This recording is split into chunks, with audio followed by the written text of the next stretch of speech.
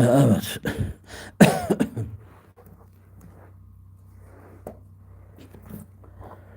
Evet. Bismillahirrahmanirrahim.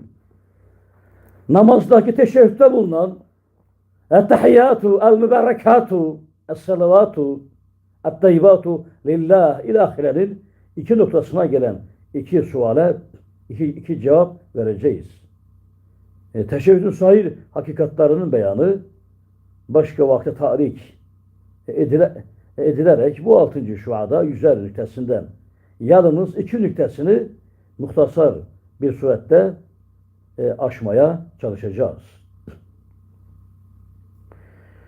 Birinci sual teşehhüdün mübarek kelimatı yani kelimeleri. Miraç gecesinde Cenab-ı Hak ile Resulünün bir mükalemeleri olduğu halde acaba namazda okunmasının hikmeti nedir?